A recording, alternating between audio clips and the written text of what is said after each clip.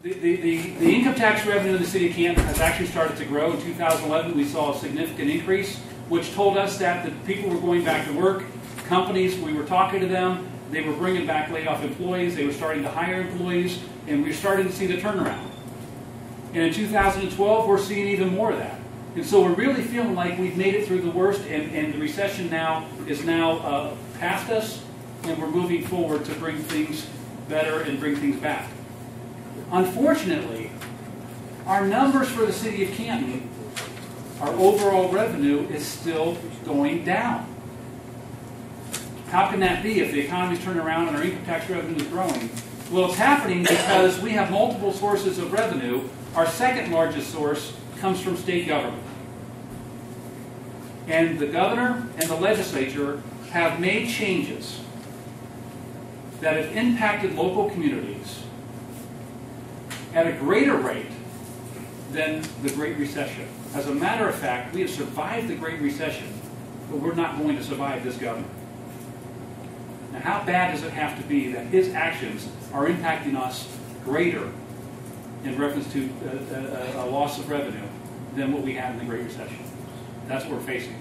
And I need to talk about that because it's affecting all of us. It's not just the city of Canton. Massillon is in turmoil. I mean, they're struggling just to figure out how to pay the bills today. You know, Jackson Township's talking about a tax increase. Stark County had a tax increase last year. Canton City Schools, plain local schools, they raised their taxes last year. Columbus, Parma, Shaker Heights, cities, townships, villages, all over the state and counties are having to go back and raise taxes.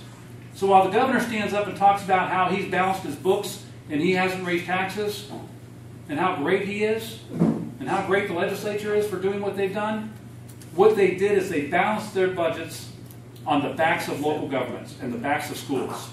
It's that simple. The problem is they're not done. And when you look at what's happening in the city of Canton, and by the way, it's not just Columbus. It's also Washington.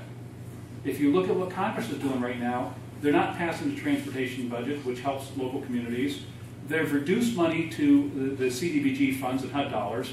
In fact, we're taking a 25% cut, a 16% cut last September and a 12% cut this September. Collectively, that's a 25% cut in revenue for our CDBG monies, which helps our communities and helps inner cities. They've cut money that goes to the COPS program and the SAFER program. You know, they're cutting programs that affect infrastructure in inner city and local governments. And the state government is doing even worse because they're taking our money. And so we're looking at right now for the city of Canton about a $4 to $4.5 million loss of revenue that is already on the books. That loss will be effective January 1st of 2013. Think about that.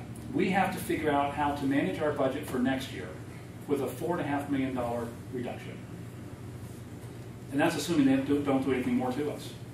That's a loss of the 50% cut of the local government fund, the tangible personal property tax that they've reduced down to nothing, the loss of the inheritance tax, and other fees and costs they have.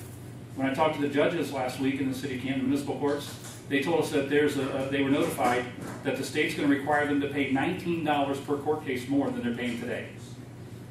That's going to be hundreds of thousands of dollars for the city of Canton or the city municipal courts and Massillon courts, and everybody else is going to have to face the same issues. And all they're doing is they're forcing us to raise our taxes.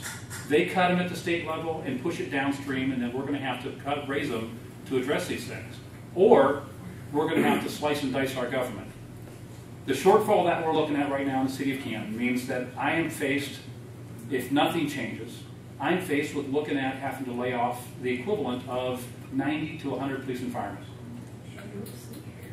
We only have about 270 in the city, which means you're talking about 40% of our safety forces. That's the reality that we're faced right now.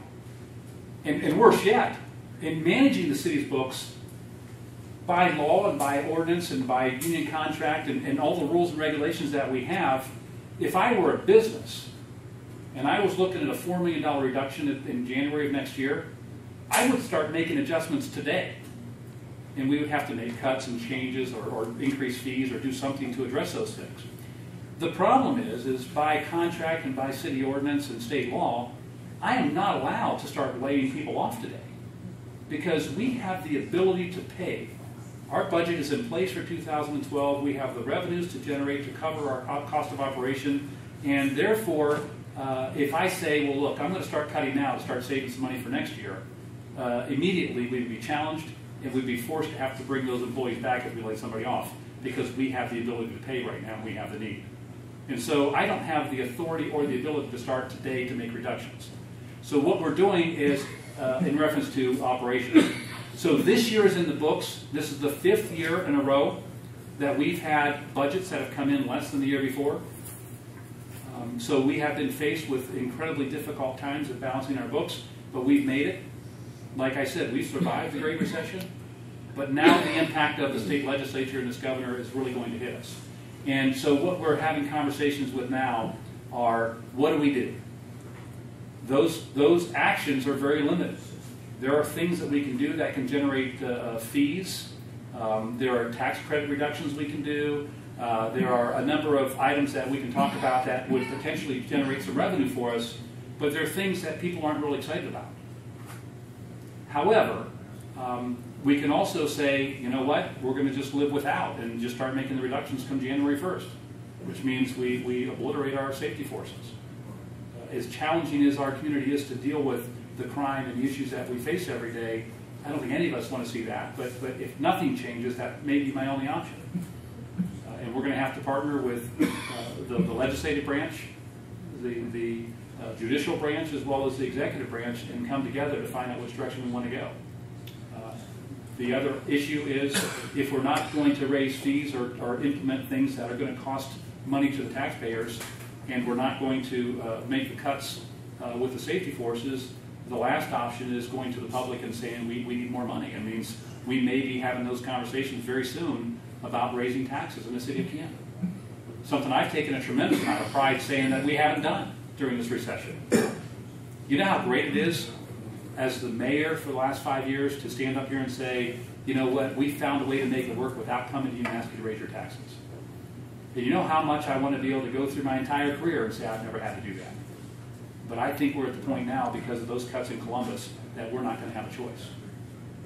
In addition to the cuts that they're doing that are directly impacting us with our revenue streams, there also are a number of other cuts they're doing. For example, the programs that have helped us out and bring money to our communities, they have started cutting.